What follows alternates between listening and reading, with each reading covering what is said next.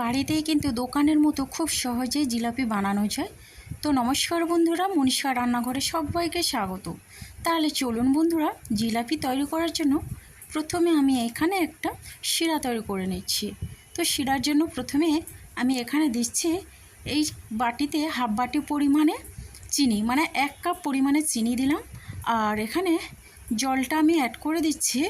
যেই বাটিতে আমি চিনি দিলাম সেই বাটির হাফ বাটি পরিমাণে জল, মানে হাফ কাপ পরিমাণে জল। তো এই জলটা আর চিনির জল এক্সট্রা মিলে কিন্তু অনেকটা জল বেরিয়ে পড়বে। তো এখানে আমি 2টো এলাচ আর একটা লবঙ্গ দিলাম। আর এখন আমি ভালো করে এটা নেড়ে চেড়ে চিনিটা জলের সঙ্গে মিশিয়ে নিচ্ছি। আর বন্ধুরা, চিনির শিরাটা তৈরি করতে বেশি সময় লাগবে না, 5 মিনিটের মধ্যে কিন্তু আমার হয়ে যাবে। তো দেখুন বন্ধুরা, এখন আমি একটু নেড়ে চেড়ে নিলাম। আর এখানে আমি অ্যাড করে দিচ্ছি খুবই অল্প পরিমাণে ফুড কালার। তো ফুড কালারটা আপনারা না চাইলেও না দিতে পারেন। ফুড কালারটা দিয়ে ভালো করে আমি মিশিয়ে নিচ্ছি। আর জিলাপির জন্য সঠিক পরিমাণে কিন্তু এই শিরাটা হওয়া দরকার। তো এখানে আমি অ্যাড করে দিলাম ঘি। তো 2 চামচ পরিমাণে ঘি দিলাম। ঘিটা দিলে কিন্তু জিলাপিটা খেতে দুর্দান্ত লাগবে। তো বন্ধুরা, এখন ঘিটা দিয়ে ভালো করে মিশিয়ে নিচ্ছি। তো শিরাটা যদি খুব একটা ঘন হয়ে যায় তাহলে কিন্তু জিলাপিটা ভালো হবে না, জিলাপির মধ্যে শিরাটা ঢুকবে না। তো বন্ধুরা, এরকম হালকা করে একটু শিরা করে নিতে হবে। শিরাটা খুব ঘনও হবে না আর খুব পাতলাও হবে না। এখন আমি চেক করে নিচ্ছি শিরাটা ঠিকঠাক করে হলো কিনা। তো বন্ধুরা, আরও 1 মিনিটের মতো শিরাটা আমি ফুটিয়ে নিয়েছি। এবার দেখেই মনে হচ্ছে শিরাটা কিন্তু আমার রেডি হয়ে গেছে। তবুও দেখুন বন্ধুরা, আমি আরও একবার চেক করে নিচ্ছি। তো এইভাবে চেক করে নিচ্ছি, বেশ চটচটে লাগছে, তবে কিন্তু আমার শিরাটাই হয়ে গেল। তাহলে দেখুন বন্ধুরা, এদিকে শিরাটা নামিয়ে আমি ঠান্ডা করে নিয়েছি। এখন আমি নিচ্ছি ময়দা। তো দেখুন, এই কাপের 1 কাপ পরিমাণে আমি ময়দা দিলাম। তো আমি ময়দাটা দিয়ে জিলাপি বানাবো। আটা দিয়ে করতে যাবেন না, আটাতে কিন্তু জিলাপিটা ভালো হবে না। তাহলে দেখুন, ময়দা দিয়ে এখন স্বাদ অনুসারে দিয়ে দিলাম লবণ। আর লবণটা দিলে কিন্তু মিষ্টি জিনিসে খুবই ভালো লাগবে খেতে। তো বন্ধুরা দেখুন, এখন আমি এখানে ঘি দিয়ে দিচ্ছি 1 চামচ পরিমাণে। তো ঘিটা দিয়ে আমি ময়দাটাকে ভালো করে মেখে নেব। আপনারা চাইলে এখানে ঘিয়ের পরিবর্তে সাদা তেলও দিতে পারেন। তো বন্ধুরা দেখুন, প্রথমে হাত দিয়ে আমি লবণ আর ঘিটাকে ভালো করে মিশিয়ে নিচ্ছি। এরপরে দেখুন বন্ধুরা, আমি জল অ্যাড করব। আর অল্প জল দিয়ে আমি ময়দাটাকে প্রথমে মাখবো। যেই কাপে আমি ময়দা দিয়েছিলাম সেই কাপে 1 কাপ পরিমাণে জল নিয়েছি। এবার জলটা অল্প করে দিয়ে মেখে নিতে হবে।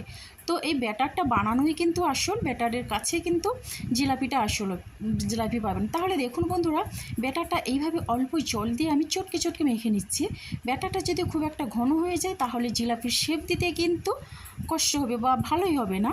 কিন্তু আর বেশি পাতলা হয়ে গেলে কিন্তু তেলের মধ্যে যখন জিলাপিটা ছাড়া হবে তখন কিন্তু জিলাপিটা ছেড়ে যাবে। তো দেখুন, সেই 1 কাপ পরিমাণে জল আমি অল্প অল্প করে এইভাবে মেখে নিচ্ছি। ময়দাটা কিন্তু খুব স্মুথ করে মাখাতে হবে।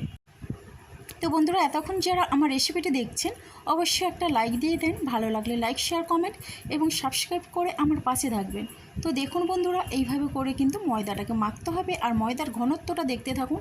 বারবার আমি এইভাবে অনবরত হাত দিয়ে এইভাবে ময়দাটাকে ভালো করে মাখাবো। তাহলে কিন্তু ময়দাটা অনেকটা ফাঁপা হবে আর পাতলা হবে। তাতে করে কিন্তু জিলাপিটা খেতে খুবই সুন্দর লাগবে। আর জিলাপিটা হবে উপর থেকে মুচমুচে, ভেতরে রসালো। তো দেখুন, সেই 1 কাপ জল আমি অল্প অল্প করে মেশাতেই থাকবো। তো বন্ধুরা, আপনারাও চেষ্টা করলে খুব সহজেই কিন্তু বাড়িতে বসে এই রকম রসালো মুচমুচে জিলাপি বানিয়ে নিতে পারেন। যেটা বানাতে খুব একটা কঠিন নয়, খুব সহজেই আপনারা বানিয়ে নিতে পারেন। তো বন্ধুরা দেখুন, ব্যাটারটা আমার রেডি হয়ে গেছে। আপনাদের বোঝানোর সুবিধার্থে আমি দেখিয়ে দিচ্ছি একটা চামচে। তো এইভাবে আমি দাগ কেটে দিলাম। দেখুন, ব্যাটারটা কিন্তু গড়িয়ে পড়ছে না, এক জায়গায় কিন্তু দাঁড়িয়ে আছে। তো এইভাবে কিন্তু ব্যাটারটা রেডি করে নিতে হবে। তাহলে আমার রেডি হয়ে গেল। এখন এরকম একটা ছোট বোতল নিয়েছি আর এই বোতলে করে আমি ব্যাটারটা নিয়ে নেব। তো বন্ধুরা, আমি কিন্তু বোতলে জিলাপিটা করতেই খুব ভালো পারি। আমি এইভাবেই করে নিই। আপনারা চাইলে প্লাস্টিকের যে কোনো জায়গায় আপনারা ব্যাটারটা নিয়ে জিলাপিটা তৈরি করে নিতে পারেন। তাহলে দেখুন বন্ধুরা, ব্যাটারটা আমি এই বোতলের মধ্যে নিয়ে নিচ্ছি। আর এখন উপর থেকে ঢাকনাটা আমি বন্ধ করে দেবো। খুব সহজেই কিন্তু জিলাপিটা এতে বানানো যাবে। তো বন্ধুরা দেখুন, এখন গ্যাসে কড়াই বসিয়ে দিয়ে দিয়েছি সাদা তেল। তেলটা কিন্তু বেশি দেওয়া যাবে না, তাতে করে কিন্তু জিলাপি যখন দেওয়া হবে তখন কিন্তু ডুবে যাবে, তখন বোঝা যাবে না যে জিলাপির শেপটা কেমন হচ্ছে। তাহলে দেখুন বন্ধুরা 1 ইঞ্চি বা 1.5 ইঞ্চি উপরে তেলটা দিতে হবে। আমি একটা ব্যাটার একটু নিয়ে দেখিয়ে দিলাম, ব্যাটারটা কিন্তু খুব সহজে ফুলে ভেসে উঠেছে তেলের উপরে, তাহলে কিন্তু তেলটা আমার ঠিকঠাক গরম হয়েছে। এখন আমি জিলাপিটা তৈরি করে নিচ্ছি। তো দেখুন এইভাবে ঘুরিয়ে ঘুরিয়ে আমি শেপটা দিয়ে নিচ্ছি।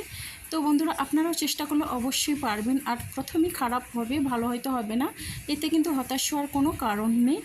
প্রথমেই এইভাবে হলে দ্বিতীয়বারে কিন্তু খুবই ভালো হবে। আপনারা একবার হলো না, দুবারও চেষ্টা করুন, খুব ভালো হবে। তো বন্ধুরা দেখুন এইভাবে করে আমি জিলাপির শেপটা দিয়ে নিচ্ছি। তো দেখুন খুব সহজে কিন্তু এটা বানানো যায়, বাড়িতে বসেও দোকানের মতো একেবারে জিলাপি তৈরি করা যায়।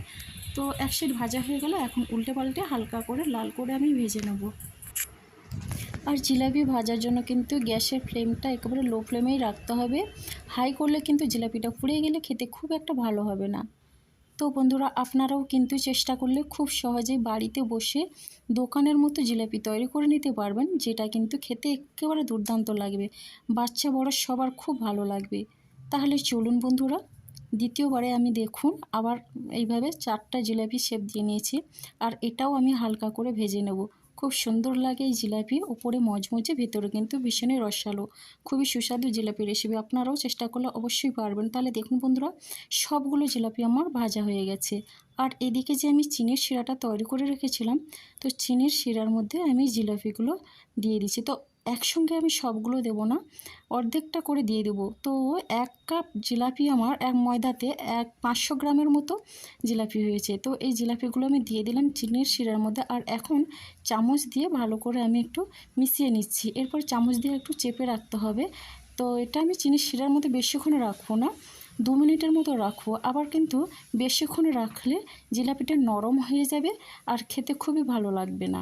তো বন্ধুরা দেখুন এইভাবে করে কিন্তু আমি চামচ দিয়ে একটু চেপে দিচ্ছি। আর এটা কিন্তু আমি 2 মিনিটের মতো রাখলাম। আর এটা এখন আমি তুলে নিচ্ছি। তো বন্ধুরা এরপরে দেখুন বাকি যেটা ছিল, বাকিটাও একই রকমভাবে চিনির শিরার মধ্যে দিয়ে দিলাম। তো এখন আমার রেডি হয়ে গেছে পরিবেশনের জন্য জিলাপি। আর দেখুন বন্ধুরা কতটা সুন্দর হয়েছে জিলাপিটা, দেখতে একেবারে দোকানের মতো। খুব সহজেই কিন্তু আমি বাড়িতে বসেই দোকানের মতো জিলাপি বানিয়ে ফেলাম। আপনারাও চেষ্টা করলে এইভাবে অবশ্যই জিলাপি বানিয়ে ফেলতে পারবেন। তো বন্ধুরা দেখুন 1 কাপ ময়দা দিয়ে আমি এখানে 500 গ্রামের মতো জিলাপি তৈরি করে নিয়েছি। আর অসাধারণ হয়েছে দেখতে, খেতেও কিন্তু দুর্দান্ত হয়েছে। আর দেখুন উপর থেকে মজমজে, ভিতরে কিন্তু রসালো। তো বন্ধুরা আজকের রেসিপিটি আমার এই পর্যন্ত। আগামীকাল আসবো নতুন একটা রেসিপি নিয়ে। আপনারা সবাই সুস্থ থাকুন, ভালো থাকুন। অসংখ্য ধন্যবাদ।